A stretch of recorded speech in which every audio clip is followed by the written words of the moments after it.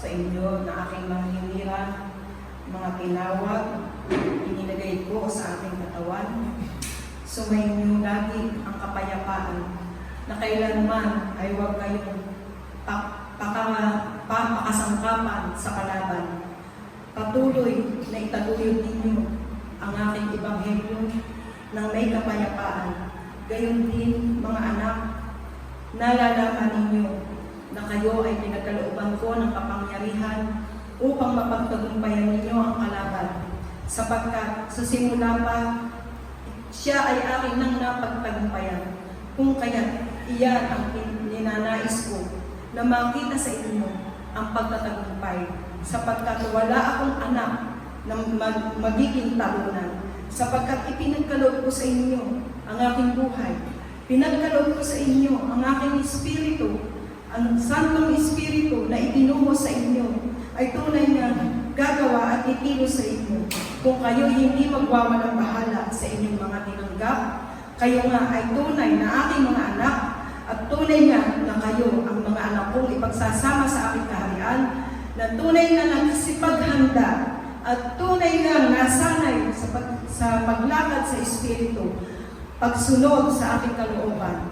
Kung kaya nga, nais kong makita ng bawat isa ay hindi nagbabaliwala sa lahat kong itinatagubilin, sa lahat kong binababala sa aking iglesia, sapagkat kayo ang aming bayan, kayo ay aking hinirang, ito inyong pahalagahan.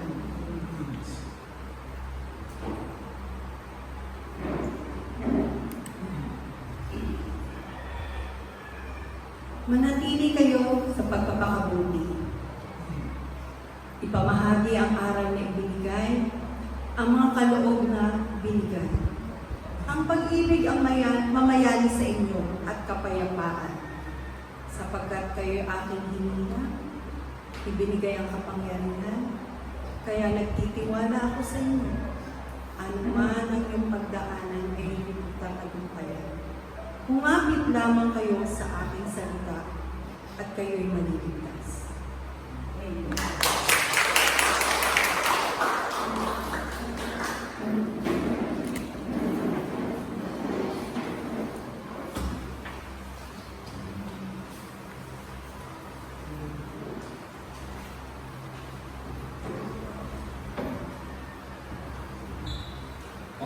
Isang pagpalang umaga po sa announcement lang po bago tayo isa po.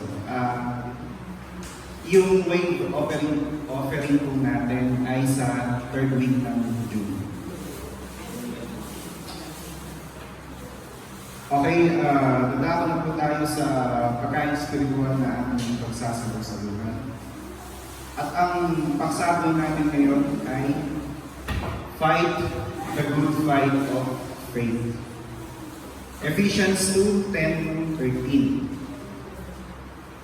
Pagka tayo'y mga nilalang ng Diyos, nilikha sa pamamagitan ni Kristo Jesus para sa mabubuting gawa, na inihanda na ng Diyos para sa atin.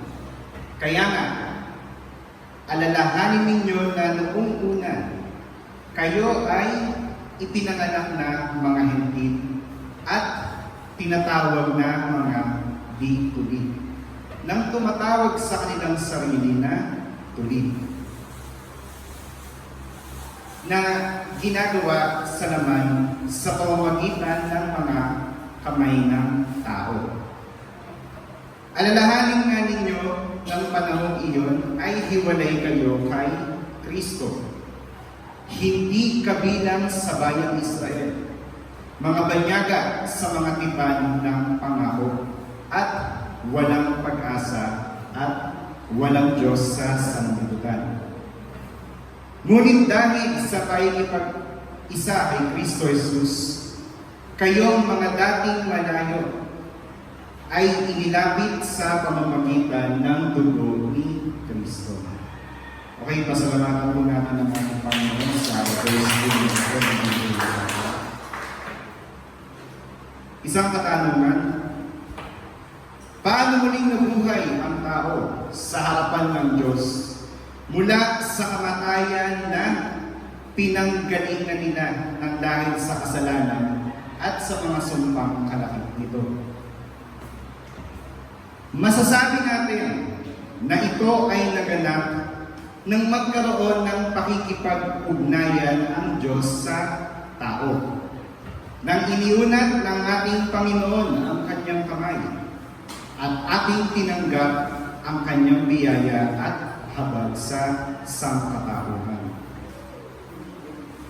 Nakamtan natin ang eternal na buhay na ipinangako sa atin ng Panginoon sa ating paniniwala at pananampalataya sa kanyang bugtong na anak.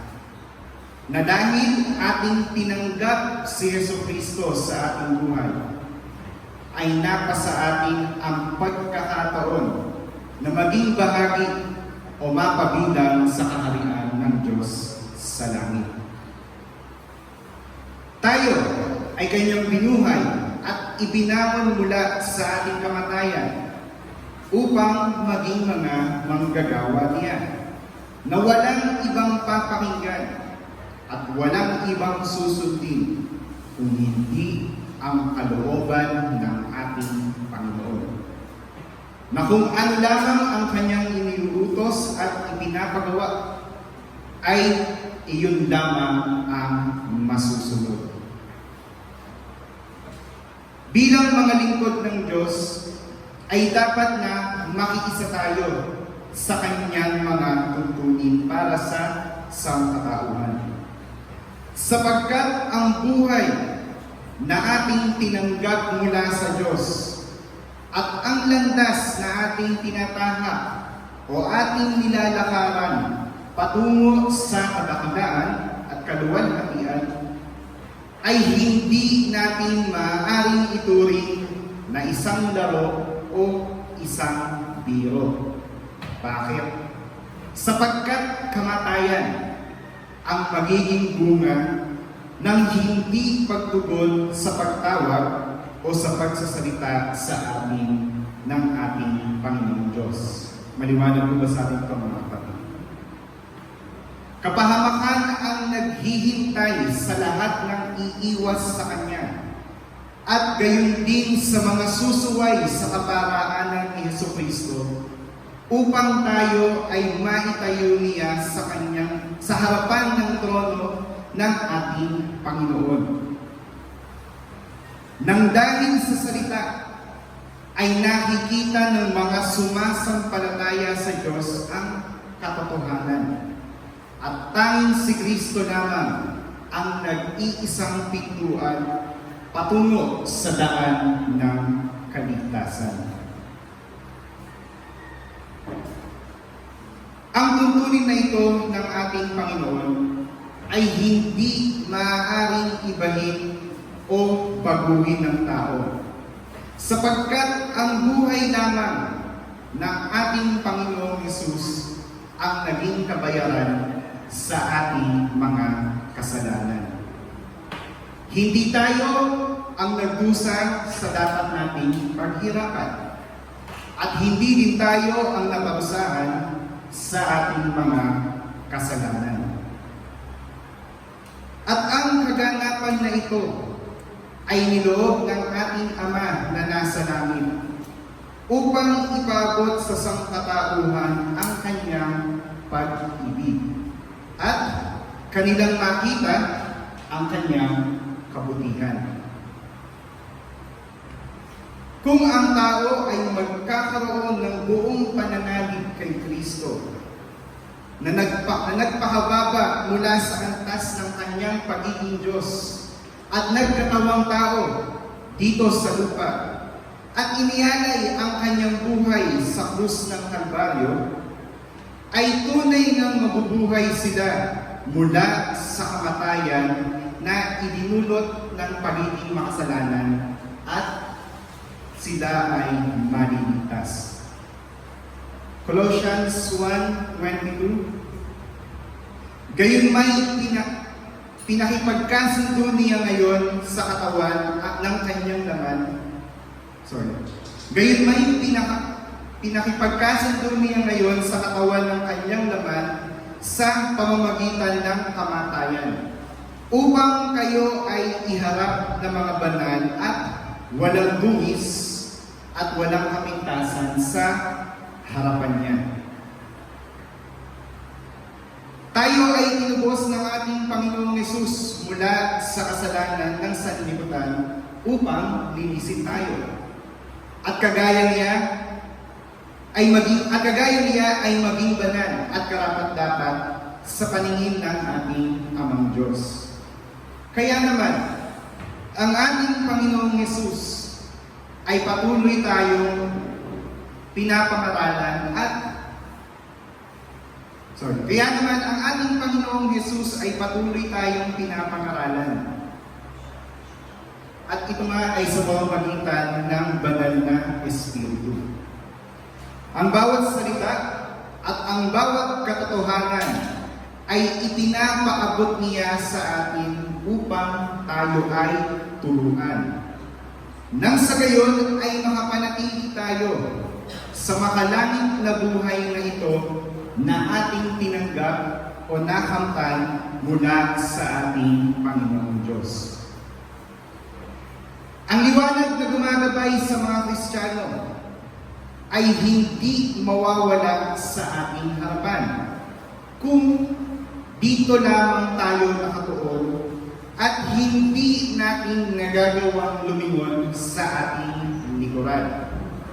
Hindi natin mapipighati ang Espiritu Santo kung iiwas na tayo sa mga bagay na maaari nating ipagkasala o sa paggawa ng anumang masama na dating bahagi ng ating mga lumang sarili. Amen po ba tayo dito?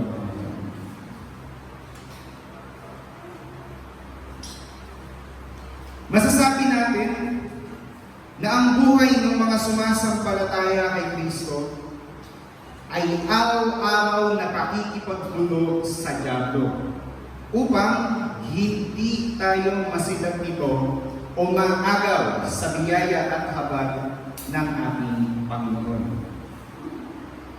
Ang pagsunod sa kalooban ng Diyos ay mahirap gawin para sa mga may tainga, ngunit hindi ito ginagamit upang dinggin ang kanyang sinasabi.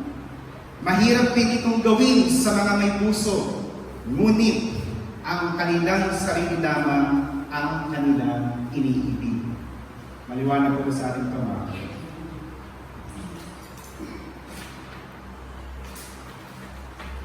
Kung wala ang pag-ibig at ang pag-unawa sa salita, ay hindi maaaring sabihin ng isang mananampalataya na kaisa niya ang ating Panginoong Diyos.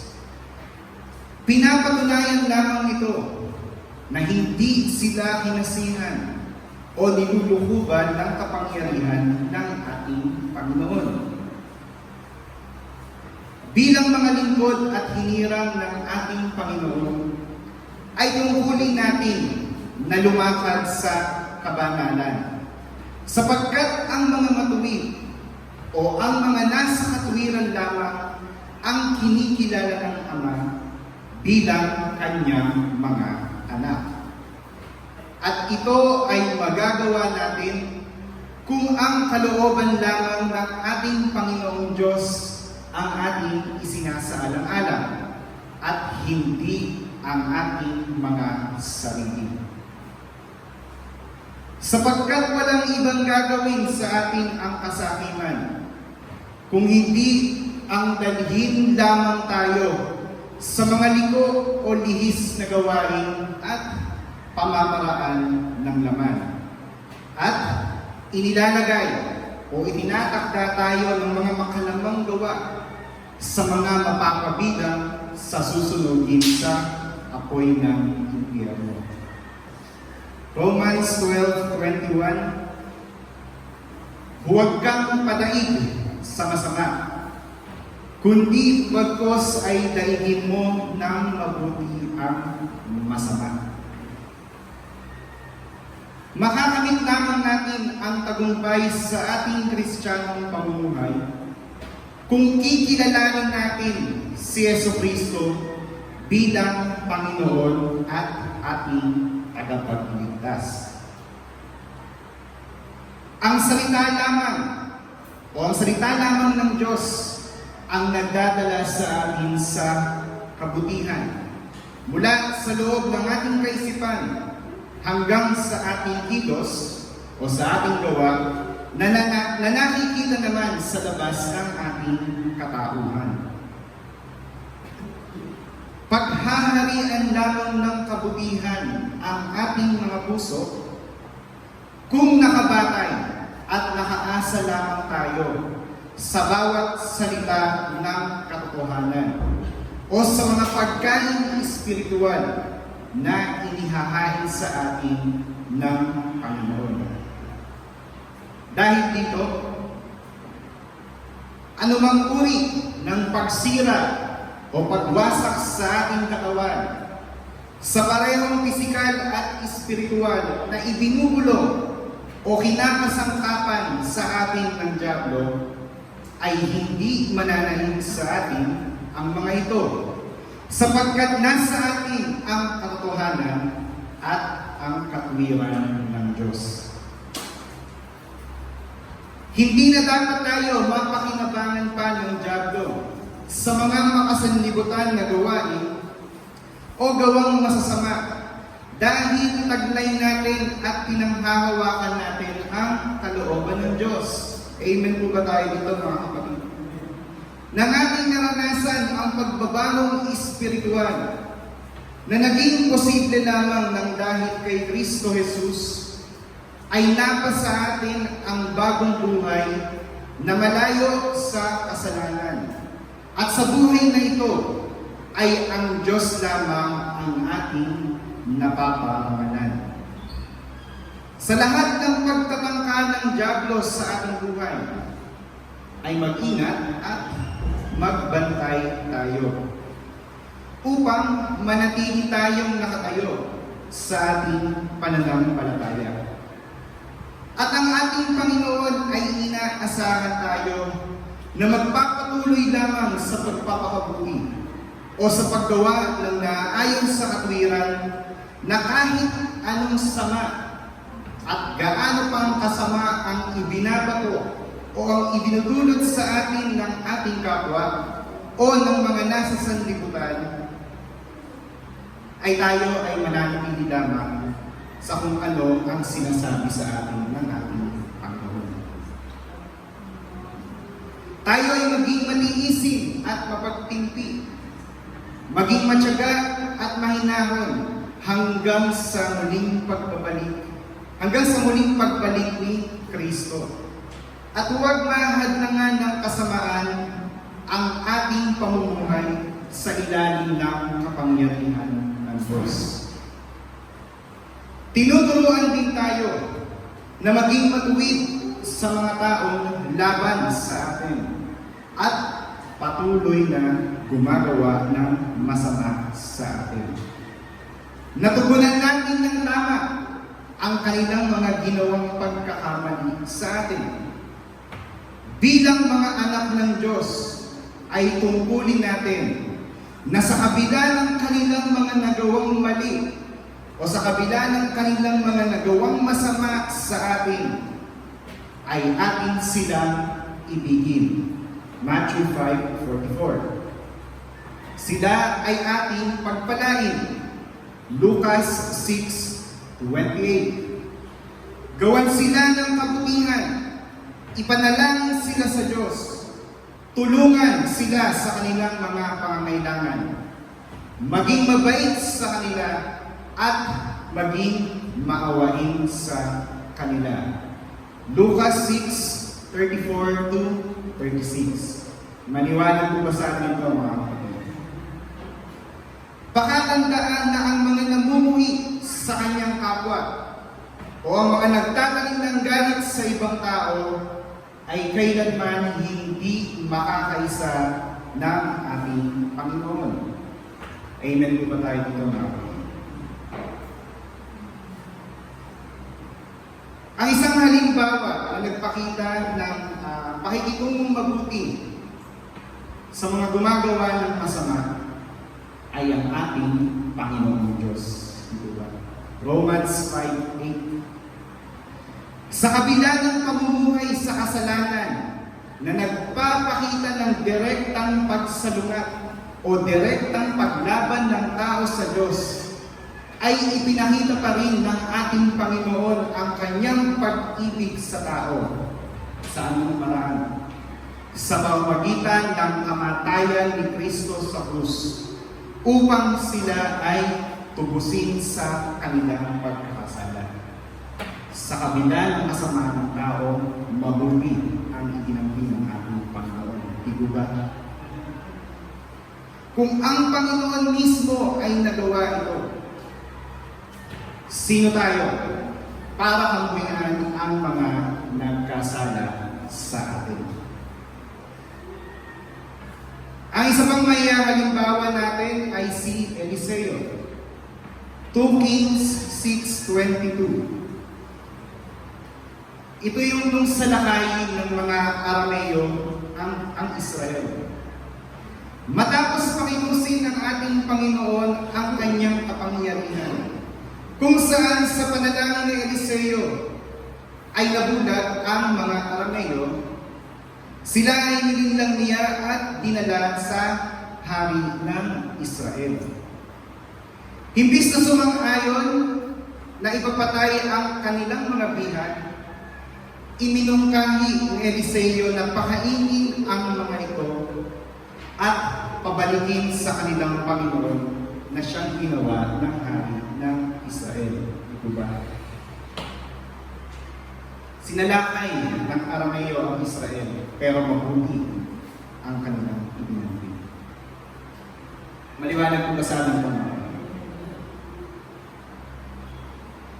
Galatians 6:9-10. At huwag tayong mga pagod sa paggawa ng mabuti, sapagkat sa kapanahunan ay magsisipag-ani tayo kung hindi tayo mga hihimagon.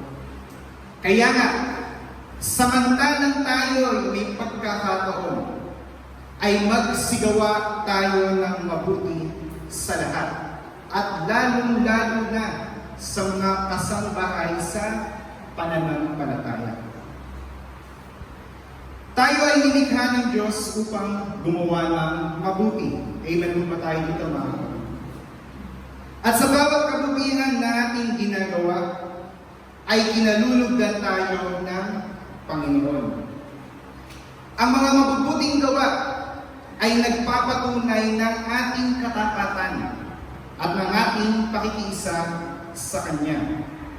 At sa mga gawain na nagpapabanal sa atin, ay hindi dapat tayo magsawa at huwag tayong huminto o tumigil sa paggawa ng naaayon sa nais ng ating Panginoon. Ang mga nagpapatuloy lamang sa pakikinig, sa pagtunawa, at sa pagsunod sa salita ng Diyos, ang isasama ni Jesucristo sa kalangitan. Sa pagdating ng araw na personal niyang susunduin ang lahat ng nagsulikap na siya ay panundan. Ang mga tinatakan lamang ng ating Panginoon na mananatili sa katwiran hanggang sa araw na iyon, ang kikilalanin ng Amang Diyos sa Kanyang kaharian. Ngayon, balikan natin yung verse natin kanina. Paano nga ba natin maipapakita ang kabutihan at ang magandang pakikitungo sa ating mga kapatid sa Panginoon?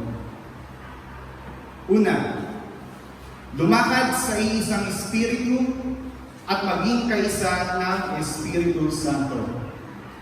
Galatians 5:25. Ang Iglesia ay itinaguyod ng Diyos na sa pananampalataya ay mabuo o magkaroon ng pagkakaisa ang kanyang mga lingkod. Kung saan ay sa iisang Espiritu lamang tayo gumagawa, nakaayon ng banal na kasulatan at ng mga katuruan ng ating Panginoon o mga katuruan na nanggagaling sa ating Panginoon. At ito ay mangyayari sa pamumuna at paggabay sa ating ng Espiritu Santo. Anumang kaalaman meron ang sanlibutan ay hindi dapat mahalo o mapasama sa ating Kristiyanong pamumuhay. Sapagkat padudumihin o dudumisan nito ang kalinisan na ating nakamtan mula sa naging sakripisyo ng ating Panginoong Hesus. Anumang galing sa sanlibutan ay ating ikapapahamak. Kaya naman, tayo ay patuloy na mag-ingat sa ating ginagawang pakikisalamuhan at pakikipagbulong sa daigdig. Maliwanag po basahin ko na. Ikalawa, huwag hangarin ang labis na karangyaan at maging hambog patungkol dito. Galatians 5:26. Sa lahat ng pagpapala na ating tinatanggap sa Panginoon, ay magpasalamat tayo. Ngunit huwag itong maging dahilan ng kapalaluan sa atin. Amen po ba tayo dito mga kapatid? Bagkus ay ang Panginoon lamang ang ating bigyan ng papuri sa mga ito. Huwag natin kasangkapanin ang Diyos upang ipagmagaling sa mga kapatiran ang lahat ng material na bagay na ating natamo. At kung tayo man ay may nagawang mabuti para sa kanila, ay huwag natin ipagmalaki sa kahit sino ang naging tulong natin sa ating kapwa at sa ating mga kapatid sa pananampalataya. Hayaan na ang mga nakasaksi sa mabubuti nating gawa ang magpatunay o magpatotoo sa mga ito. Huwag maging pambungad ng ating bibig ang sarili natin sa iba. Sa simpleng bagay na kagaya nito ay iwasan natin na mahulog para lamang sa karangalan sa sanlibutan at sa paghanga ng tao. Sapagkat sa isang pagkakasala lamang na ating magawa na kagaya nito ay nagtagumpay na sa atin ang diabo. Ikatlo, huwag siraan ang ating kapatid sa iba. Galatians 5:26. Hindi dapat ito maging dahilan Hindi dapat tayo ang maging dahilan upang mabuo sa ibang tao ang maduming kaisipan o ang masamang pagnanasa sa ating mga kapatid sa pananampalataya. Bilang mga anak ng Diyos ay bantayan natin ang ating mga sarili sa ating mga binibitawang salita dahil baka nauudyokan na natin ng masama ang iba nating kapatid. Anumang salita ang ating bitawan laban sa mga kaisan natin kay Kristo ay maaari itong pagmulan ng ipagkakasala ng iba.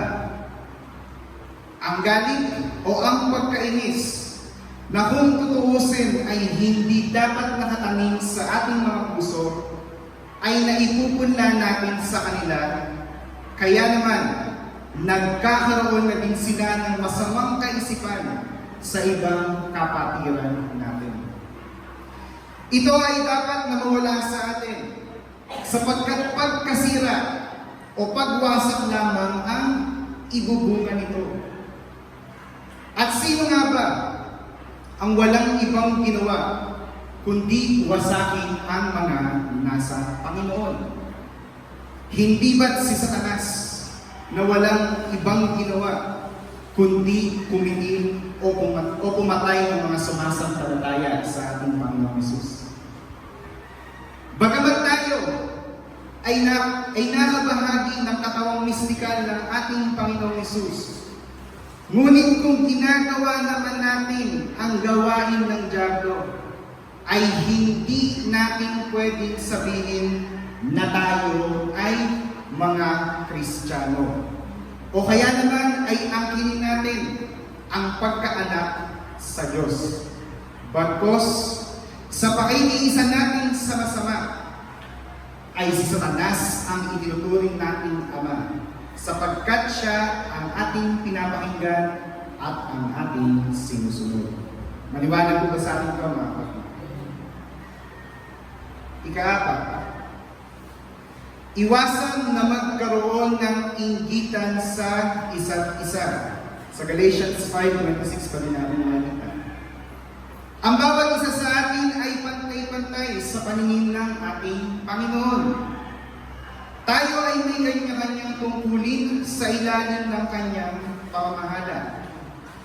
Ang kabuuan ng ating Panginoong Diyos at ang lahat ng sa Kanya ay inilaan niya para sa Kanyang mga anak.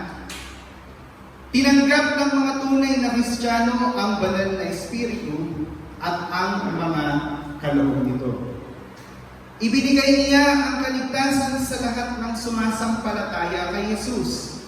Kaya naman mga kapatid, walang dahilan upang silipin o kainggitan natin ang isa sa ating mga kapatid. Amen po ba tayo dito? Huwag din tayong magkamali na tumingin sa kayamanan na mayroon ang isang tao, ni ikumpara ang ating kalagayan sa kanila. Bagkus ay ang salita ng Diyos at ang liwanag na inihahayag nito sa sangkatauhan ang ating ituring na kayamanan, sapagkat ito ang magdadala sa atin sa kalinisan at kabanalan. Amen po ba tayo naman? Ikalima, tulungan nga makapanumbalik sa Panginoong Diyos ang kapatid na nagkasala. Galatians 6:1.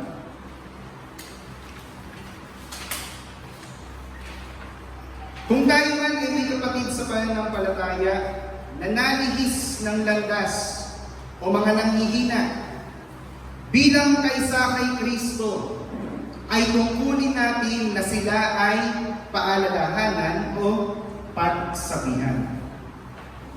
Ngunit hindi ito nangangahulugan na itataas natin ang ating mga sarili para lamang ipakita na sila ay nagkasala sa ating Panginoon. At ang mga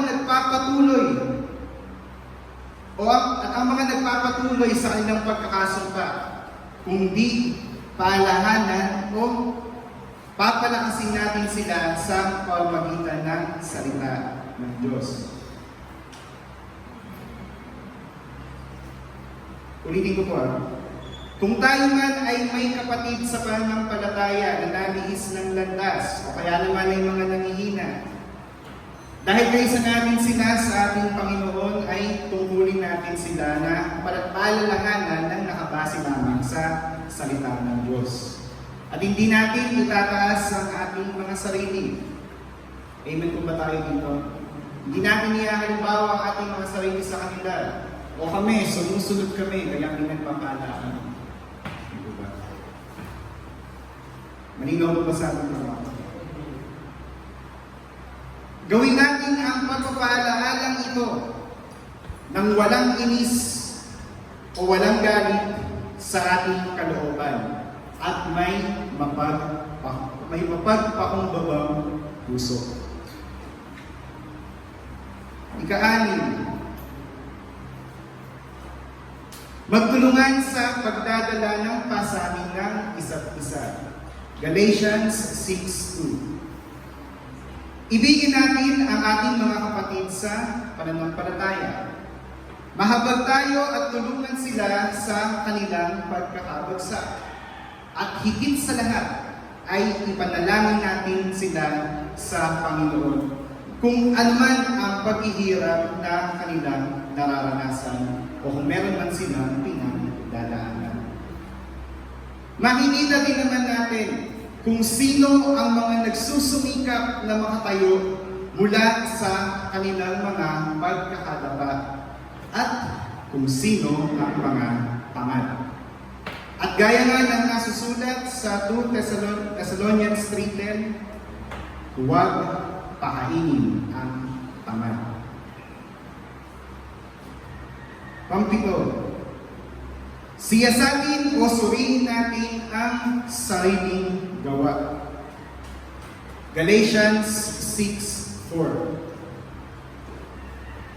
At ito ay gagawin natin ng nakabase lamang sa katwiran ng ating Panginoong Hesus, hindi sa kamangmangan na taglay ng tao. Ang salita ng Diyos lamang ang nagtuturo sa atin sa daan na dapat nating patunguhan at lakaran. Kaya naman, ito lamang ang ating gagawing batayan upang magtagumpay tayo. Maliwanag ko ba sa ating mga? Pangwalo, suportahan ang mga itinalaga ng Diyos sa ministry na ibinigay ng ating Panginoon. Galatians 6:6. Patuloy natin idalangin sa Diyos ang mga tumatayo sa ating harapan upang mangaral ng salita, na sila ay magamit sa paghahayag ng katotohanan at sa mga pangangaral patungkol kay Kristo, na ang kanilang sinasabi ay huwag mahaluan o mabahira ng ibang doktrina o ibang paniniwala na galing sa labas na hindi kinasihan ng Espiritu ng Diyos. Sapagkat kung ating pupulutin ang mga aral na nakabase lamang sa paliwanag ng tao, ay sisirain ito ang pakikipag-ugnayan ng Iglesia sa ating Panginoon. Maging layunin natin ang ikabubuti ng bawat bahagi ng sambahayan ng ating Panginoon. Huwag tayong mauwi doon sa mga tinatawag na cannibal Christians. Mga cannibal Christians na walang ibang ginawa kung hindi ang magkagataan sa isa't isa o magsiraan sa isa't isa. Wala silang ibang inatupag kundi ang sirain o wasakin ang kanilang sariling kapatid. Kailanman ay hindi loloobin ng Diyos na ang bayan niya ay masira nang dahil lamang sa kasamaan ng diablo. Kaya naman, patuloy niyang ipinapaalaala sa atin ang lahat ng bagay na magdadala sa atin sa kaligtasan. At ang sino man na patuloy na susuway sa ating Panginoon ay kanyang tatanggalin sa Iglesia. Ephesians 6:10. Sa katapos-tapos ay magpakalakas kayo sa Panginoon at sa kapangyarihan ng kanyang kalakasan. Inihayag na sa ating harapan ng Panginoon ang lahat ng ating kakailanganin sa ating paikibaka sa sanlibutan. Ngayon naman ay ipinapakilala at ipinapakita niya sa atin ang kalaban na sumasalungat sa atin. At sinasabi din sa atin ng Panginoon kung paano natin ito mapagtatagumpayan.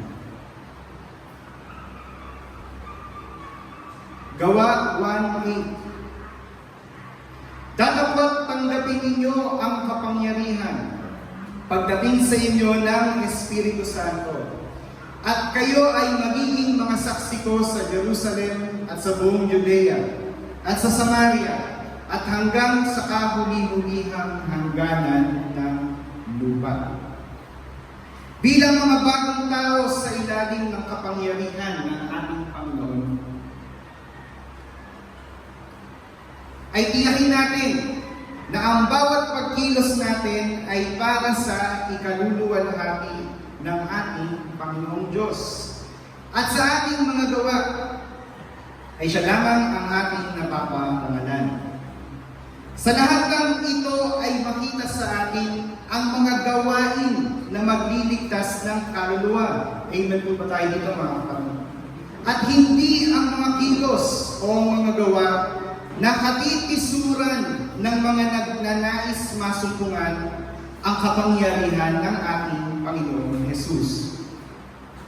Huwag tayong kakitaan ng mga pagkilos na magtataboy sa mga naghahanap ng katotohanan dala ng salita ng Diyos.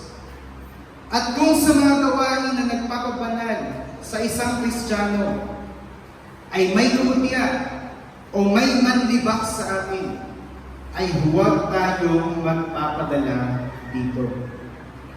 Huwag panghinaan ang ating loob nang dahil lamang sa hindi iginatuwa ng sanlibutan ang mga gawain na iniatas o ipinapagawa sa atin ng ating Panginoon. Alalahanin natin mga kapatid na hindi tayo gumagawa para sa ikasisiyan ng laman ng tao, kundi upang pagsilbihan o paglingkuran ang ating Panginoon. At tayo ay makatulong niya sa pagpapalawak ng kanyang kaharian. Tinanggap natin ang kapangyarihan mula sa Diyos upang tayo mismo ang maging patotoo na si Kristo ay buhay.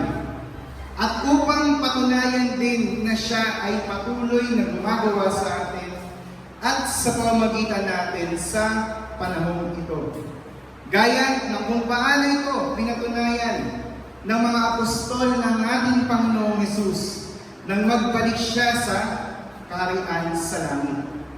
Sa pamamagitan din ng mga kaloob ng banal na Espiritu ay mahihikayat natin ang sangkatauhan na lumakad at panundan ang ating Panginoon at tagapagligtas.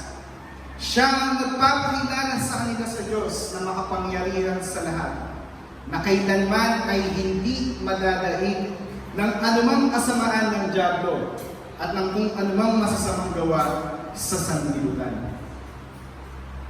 Patuloy tayong mamuhay sa pananampalataya kay Kristo Jesus na inialay ang kanyang sarili para sa ating kapakanan at panatilihin natin ang ating pagpapasako sa Espiritu ng Diyos.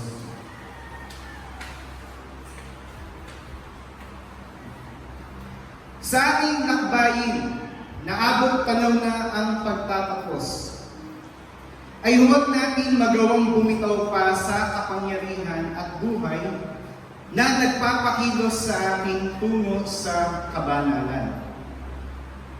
Ang kabanalan ay ang kalaban ay patuloy na gagawa ng paraan upang sa mga huling sandali ng ating pakikipaglaban sa dyablo ay magkamali o mahulog tayo sa pagkakasala. At tayo ay maisama sa kaparusahan na itinakda ng Diyos sa mga makasalanan.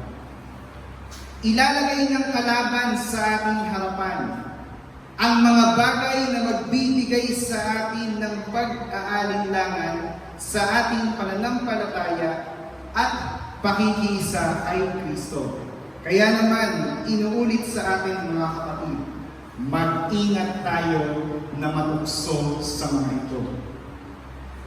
Hindi maaaring tayo ay nakatingin sa kaliwa at sa kanan sa ating paglakad sa daan ng kaligtasan. Hindi maaaring tayo ay maging banal kasabay ng pagiging kaunay.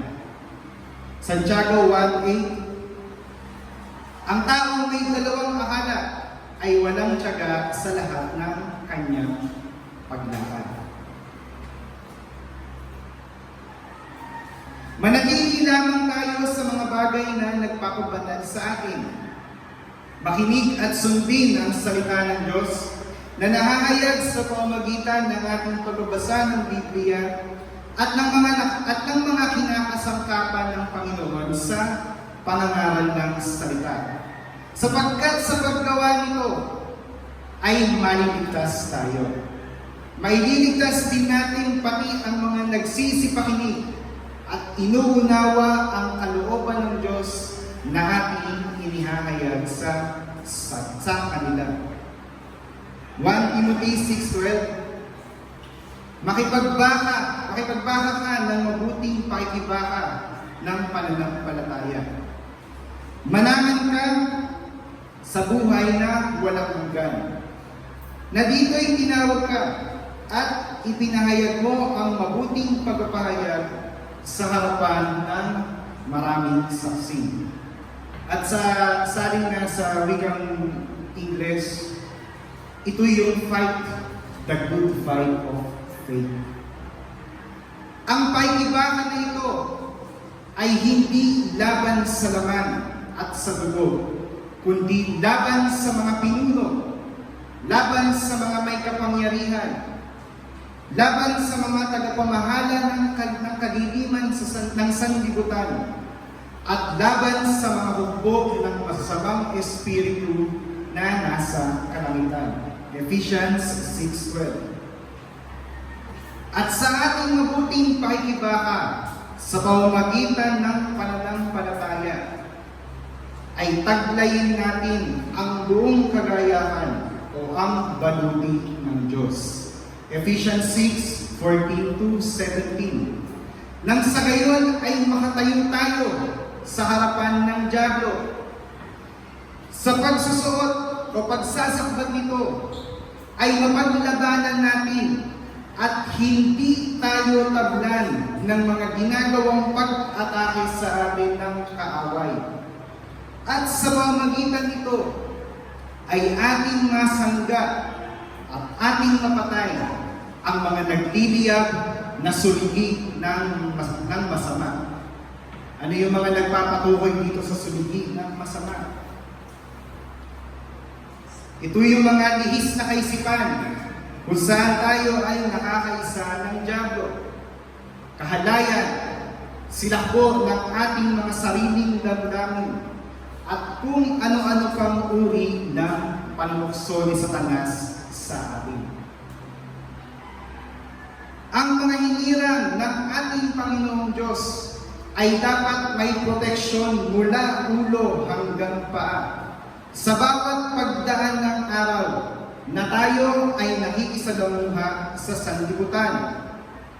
Ito ay sapagkat likas sa tao na sa lahat ng bagay na maaaring magpasama sa kanila ay madali silang nahuhumali o nadadala nito. Hindi maaaring kulang ang nakasuot sa ating baluti ng Diyos at hindi rin maaaring wala tayong sandata sa ating pakikipagdigmaan. Ang ganitong kalagayan ay pagpapakita ng kahinaan sa ating kalaban. Bukod sa malakas, ay matalino din ang dyablo at meron siyang taglay na kapangyarihan. Kaya alam niya kung saan tayo aasintahin o kung saan tayo papatamaan. Alam niya ang mga bagay na maaaring magbunga sa atin ng pagkakasala. Kaya kung hindi natin isasakbat ang ating Panginoong Hesus o panghahawakan at ipapamuhay ang mga aral at salita ng Diyos, ay madali din tayong madadala ng dyablo sa pagkakasala. Maging mapagbantay tayo sa pag-atake ni Satanas. Makita at maging patotoo sa atin na tunay ang Diyos na kasama natin. Na tayo ay nakasusunod sa Kanya, gumagawa ng naayon sa Kanyang katwiran at patuloy na mga nagpapakabuti sa pananampalataya. Amen po ba tayo dito, mga?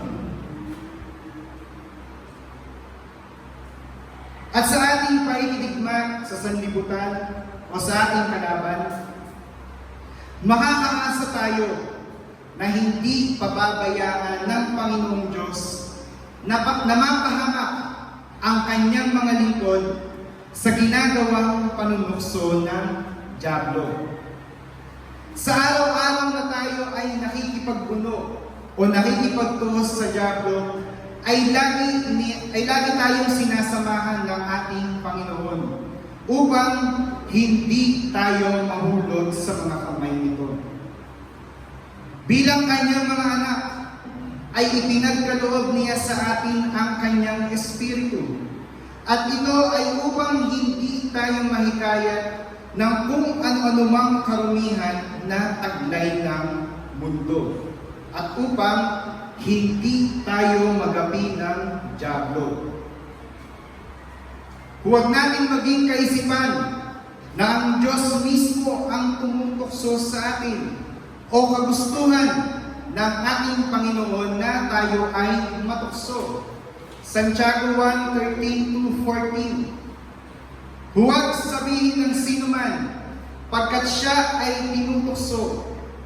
Ako ay tinutokso ng Panginoon o ako ay tinutokso ng Diyos.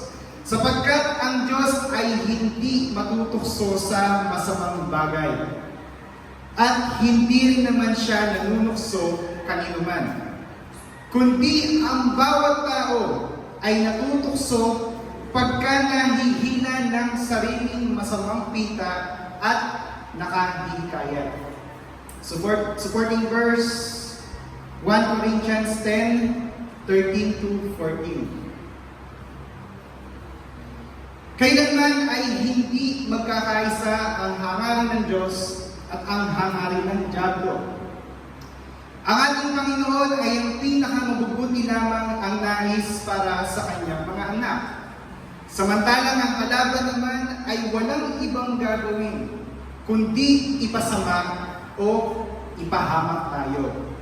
At ang adhikain ni Satanas ay magkakaroon ng kaganapan sa atin kung tutugon tayo sa ating laman na taglay ang ating mga kahinaan na siyang palaging kinakausap at tinutokso ng dyablo. Iniwanag ko ba sa ating mga?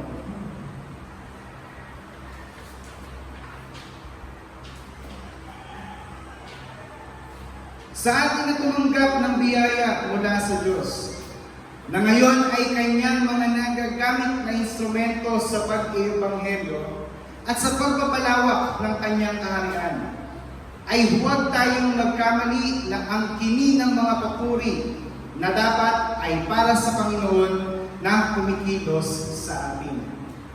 Ang ipagmalaki natin ay ang pagkilos ng kanyang kapangyarihan sa pamamagitan natin o ng ating mga kapatid. At ang mabubuting nagawa ng ating Panginoong Diyos para sa atin. Huwag tayong magkamali na itaas ang ating mga sarili sa mga ito at manatili tayo sa ating hangganan sa gabay ng banal na Espiritu. Halimbawa, alam natin na sa Panginoon ang kapangyarihan, pero magsasalita tayo ng ganito. Ako lang ang nakapagpalayas sa demonyo na sumabi sa batang ito. Ako lang ang nagpagaling dito. Ako lang ang ganito. Ako lang ang ganyan. Ito ba? Pinagaling ko siya. Ang katanungan dito, mga kapatid. Paano makikita ng sangkatauhan ng ating Panginoong Hesus kung ang mga sarili naman natin ang ipinapakilala natin sa tao imbes na ang ating Panginoon? Dito ba? Paano mangyayari na tayo ay ginatawan ng ating Panginoong Hesus kung ang sarili naman natin ang ating itinataas imbes na ang kapangyarihang kumilos o imbes na ang ating Panginoon?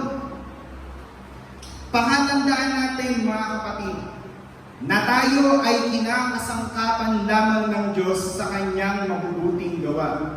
Kaya huwag natin angkinin ang kanyang pagka-Diyos. Maliwanag ko ba sa atin ito, mga kapatid? Ang mga papuri na para sa Diyos ay hindi natin dapat tanggapin, sapagkat sa sarili natin ay wala tayong magagawa kung hindi natin siya kaisa o hindi natin kasama si Jesucristo. Amen po ba tayo dito, mga? Romans 10:17. Kaya nga, ang paniniwala ay nanggaling sa pakikinig. At ang pakikinig ay sa pamamagitan ng salita ni Kristo. Sa panahon ngayon na tayo ay nakikibaka sa mundo, ay mahalaga ang bawat salita at ang bawat pagliliwanag na ipinapaabot sa atin ng ating Panginoon. At ito ay makakamtan lamang natin at magiging kapakinabangan sa atin kung tayo ay may ugnayan sa Kanya. Kaya naman, mahalaga na ating tinanggap ang banal na Espiritu, sapagkat hindi makapagsasalita sa atin ang Panginoong Diyos kung wala sa atin ang Kanyang Espiritu at hindi natin siya kaisa. Kung hindi natin taglay ang Espiritu ng Diyos, ang banal na kasulatan ay magiging isang pangkaraniwang aklat lamang sa ating harapan na isinasalaysay lamang ang kasaysayan patungkol sa ating Panginoon. Kung hindi ipinakita ng Diyos ang Kanyang kabutihan sa sanlibutan, ay mananatili tayong mga nagpapakalasing sa mga bagay sa mundo at sa mga makasanlibutang gawain. Hindi natin makikilala si Jesucristo at mananatili tayo sa ating kamangmangan na walang ibang tinatangkilik at walang ibang inaatupag, kundi ang pagkaabalahan ang ating ikapapahamak. Dahil sa mabuting kalooban ng Diyos, ay malayo tayo ngayon sa kalagayan ng bansang hinirang ng ating Panginoon, kung saan ay imbes na makita sila o mabuksan ang kanilang mata sa pamamagitan ng liwanag, ay ito pa ang ikinabulag nila. Romans 11:7-8. Ang hinahanap ng Israel ay hindi niya kinamtan. Datapwat, ito ay kinamtan ng pagkahirang, at ang iba ay pinagmamatigas. Ayon sa nasusulat, binigyan sila ng Diyos ng Espiritu ng pagkakatulog, ng mga matang hindi nangakakakita, at ng mga pakinig na hindi nangakakarinig, hanggang sa araw na ito. At ang kalagayan na kanilang sinapit o ang kalagayang sinapit ng Israel ay hindi maaaring isisi sa ating Panginoon, sapagkat pinili nila ang magmatigas sa harapan ng Diyos kaysa sa magpasakop sa Kanya. Dahil dito, ang mga bagay na hinahangad noon ng ibang lahi na ipinagkaloob ng Panginoon sa mga Hudyo ay pansamantalang nawala sa kanila at ngayon nga ay napasakamay natin ng mga Hentil. Batid natin ang katotohanan ito sa kapanahunan natin ngayon. Kaya naman, magpakabuti tayo. Ang isang pagkakataon na ito na ibinigay sa atin ng Diyos ay pagsumikapan natin na mapagtagumpayan. Sapagkat kung tayo ay mabibigo, ay mamamatay tayo. Ang lahat ng ito ay inilalahad sa atin ng Panginoon upang tayo ay huwag magnasa at hindi mahulog sa mga panlukso na ginagawa sa atin ng diablo. 1 Corinthians 10:11. Ang mga bagay na ito nga ay nangyari sa kanila sa pinakahalimbawa at pawang nangasulat sa pagpapaalala sa atin ng mga dinatnan ng katapusan katapusan ng panahon. Maliwanag ko sa atin. Hebrews 12:2. Masdan natin si Jesus na gumawa at sumakdal sa ating pananampalataya. Na siya dahil sa kalagayang inilagay sa harapan niya ay nagtiis sa krus, na niwalang bahala ang kahihiyan at umupo sa kanan ng luklukan ng Diyos. Habang tayo ay narito pa sa daigdig, ay magpatuloy lamang tayo sa paglakad sa katwiran. Amen po ba tayo dito, mga kapatid? Alalahanin natin ang mga pinagdaanang paghihirap ng ating Panginoong Hesus upang makamtan natin ang kalagayan ng pagiging anak ng Diyos. O makatayo tayo ngayon sa ating kinatatayuan na pinangungunahan ng banal na Espiritu. Simple lamang ang hinihingi sa atin ng ating Panginoon, ang magpakabuti at maging kaayon ng kanyang katwiran.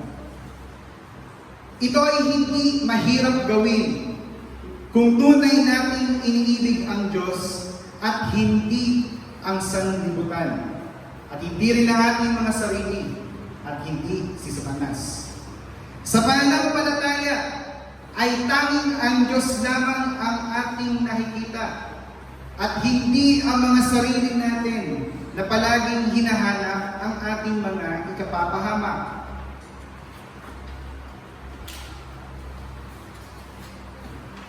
Magpatuloy tayo sa pakikibaka para sa ating kaligtasan, at patuloy din tayong gumawa ng mabuti para sa ating kapwa.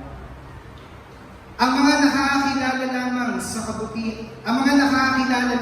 kabutihan at sa katwiran, at ang mga gumagawa nito ay ang mga tunay na anak ng Diyos. Batid ng kanyang mga lingkod na ito ang nagpapalinis sa kanila sa tulong at sa gabay ng Espiritu Santo, at nagagawang lumapit sa harapan ng Diyos ang mga nagpapakabanal.